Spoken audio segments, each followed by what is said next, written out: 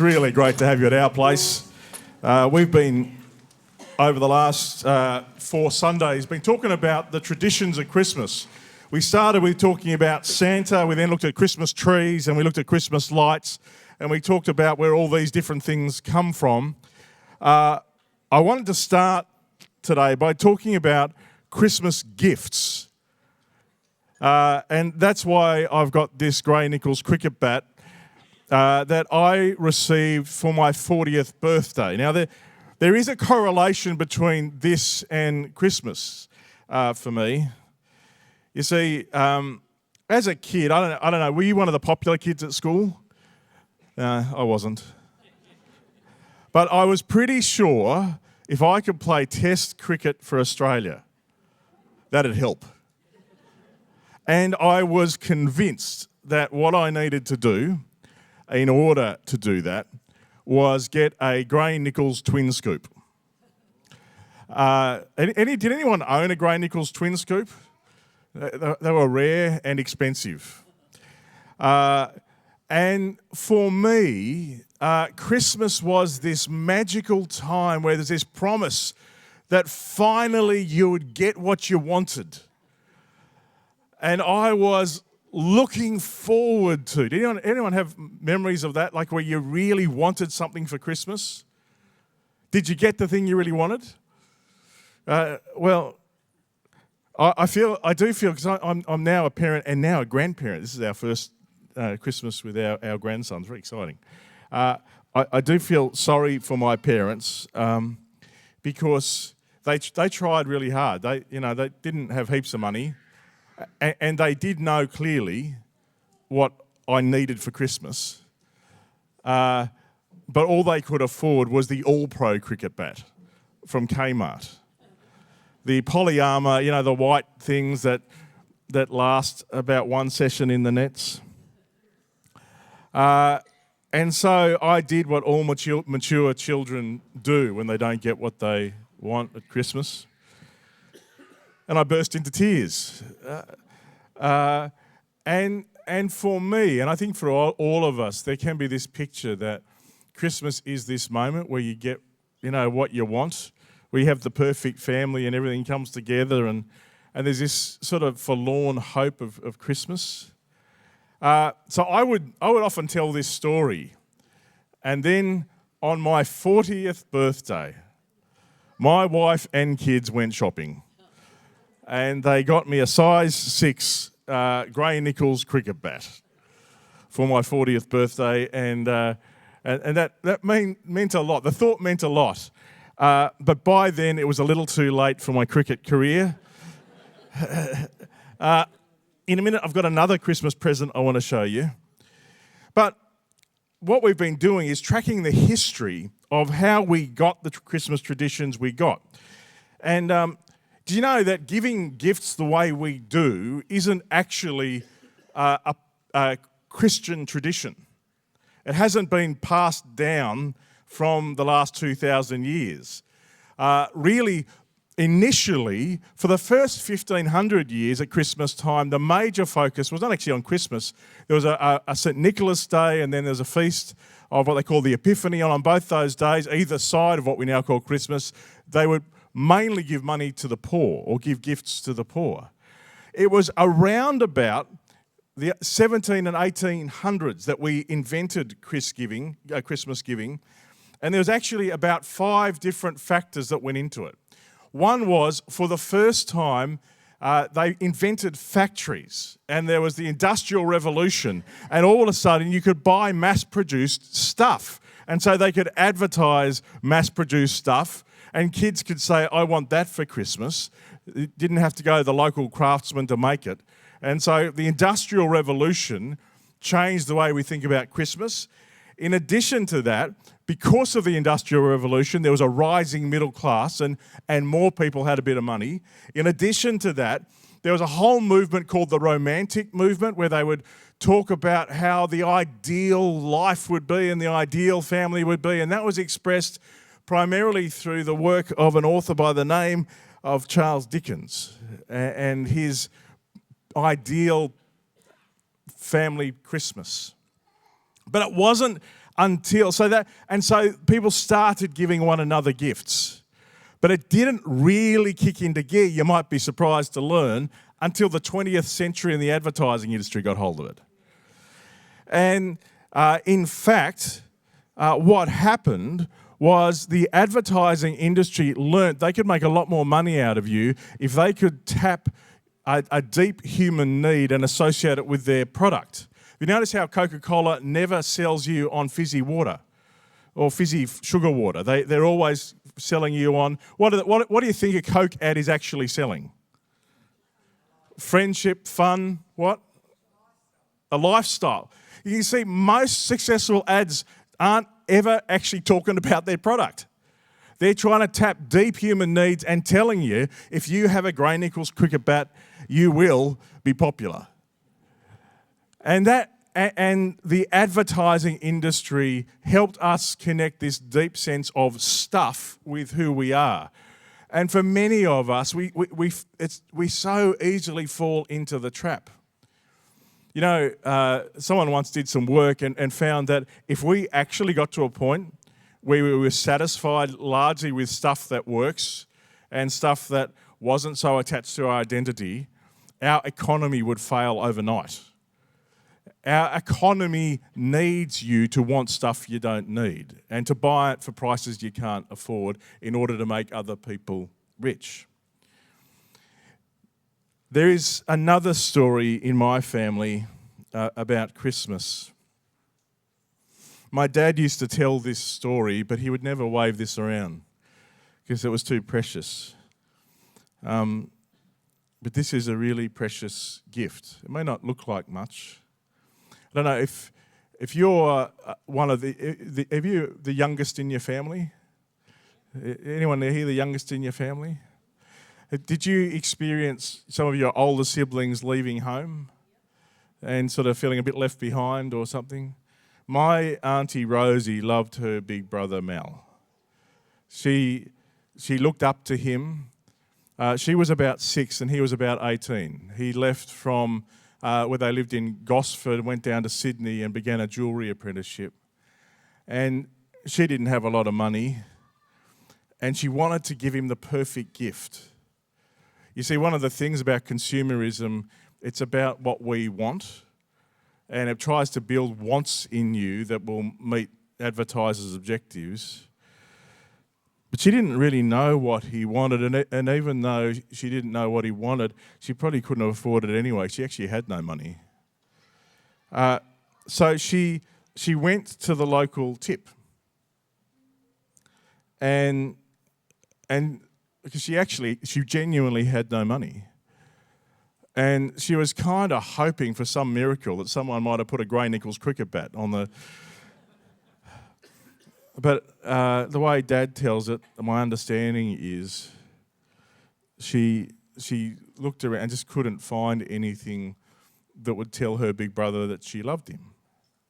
And she was feeling depressed and was about to walk away, and her foot kicked something in the mud, and it was this. And she picked it up, and apparently ex-servicemen would make these by melting pennies down. I don't know, at least that's the story my dad would tell. And she saw it was messy, and it was a bit broken, but she picked it up and thought, I think I could do something with that. And she took it home. And she got her mum's shoe polish and got a rag. She cleaned it up. You can still see the difference on the shoe polish on the top there, and then the underside is a different kind of colour. And then she went and got some newsprint paper and got her watercolours and painted, because they couldn't afford Christmas paper. So she made some Christmas paper. And she wrapped up this plane. Now, my dad had never in his life thought, what I really need is a little bronze plane. And it would have been an easy thing for him to overlook it as he tells the story. They had that moment in the family gathering where everybody gives their presents.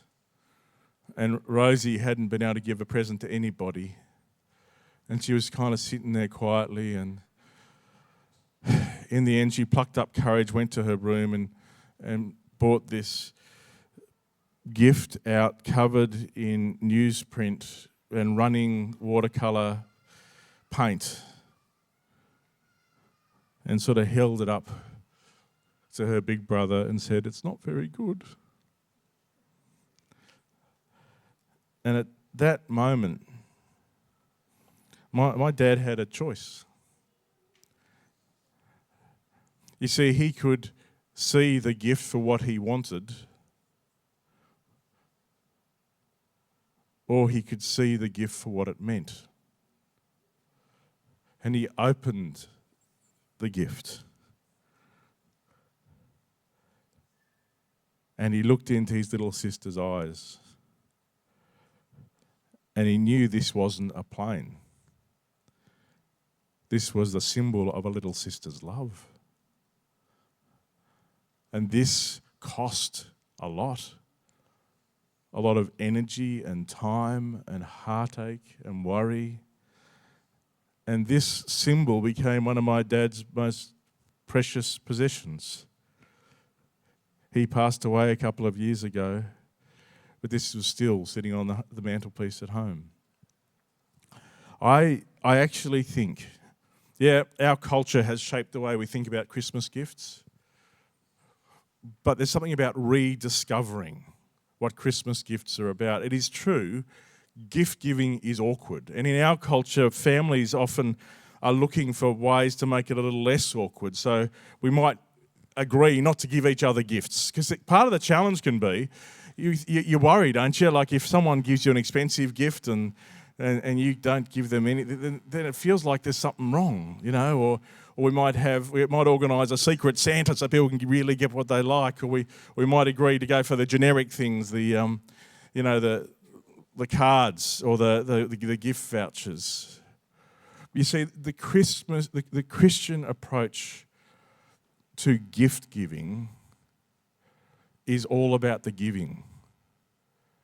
It's not about the how do I meet your needs. It's not about trading. It's not about if you give me this, I'll give you that. At the heart of Christian gift giving is the story that started it all at we're not singing, I don't think, We Three Kings of Orient are, but that's the story that it's behind Christian gift giving.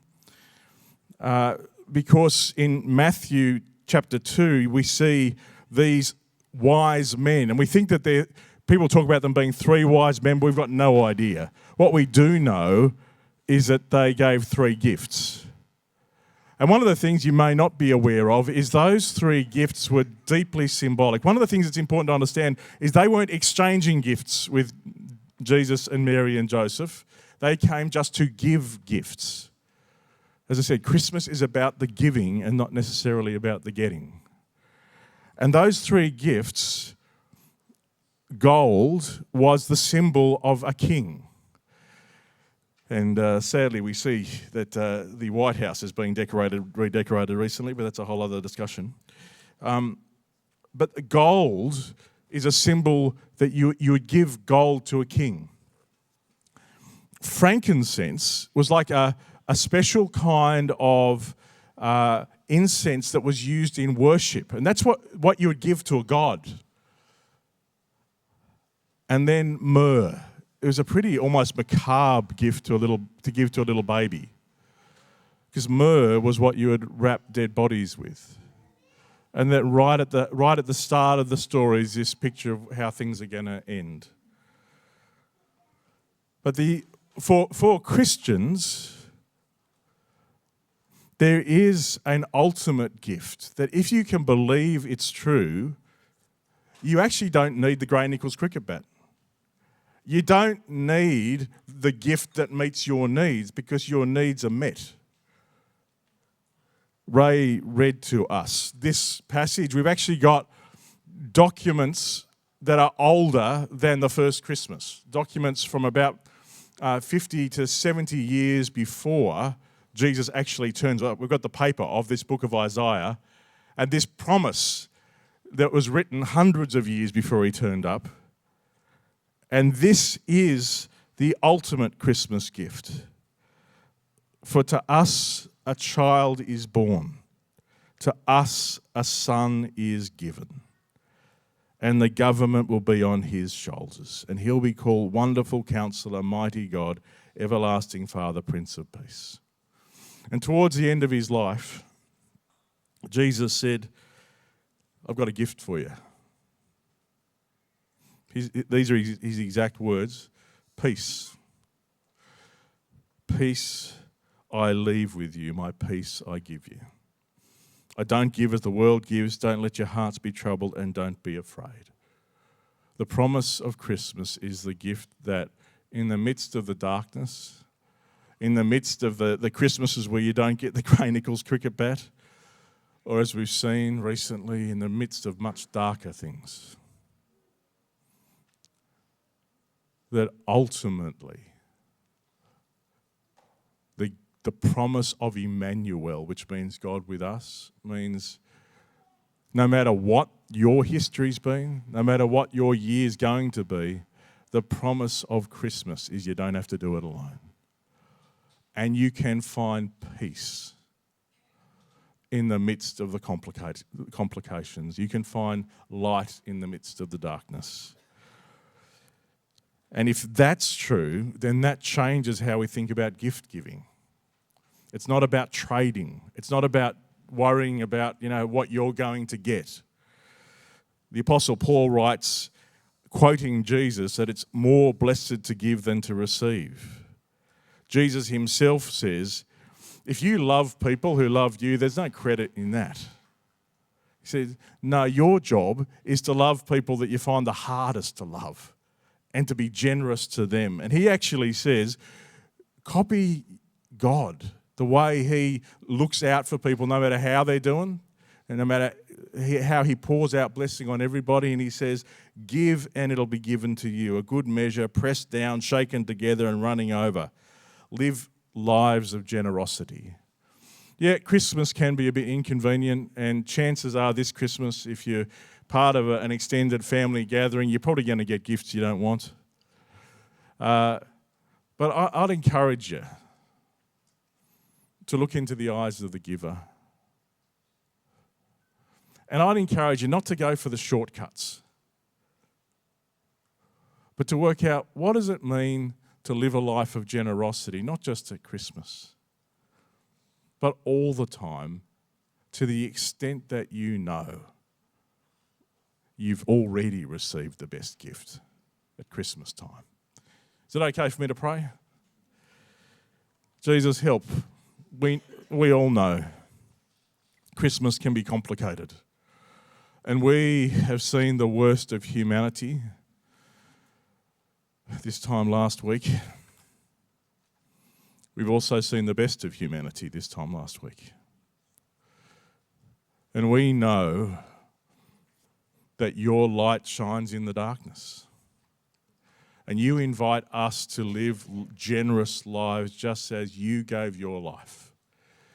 So rather than seeking to get, can you help us lift our eyes? Can you help us be like little Rosie, who went to find something to express her love? Can you help us express our love to the people around us? And can you give them the grace to see our intention behind that? Help us, Jesus. We know it's not always easy. But thank you for Christmas and the hope it brings. In your name.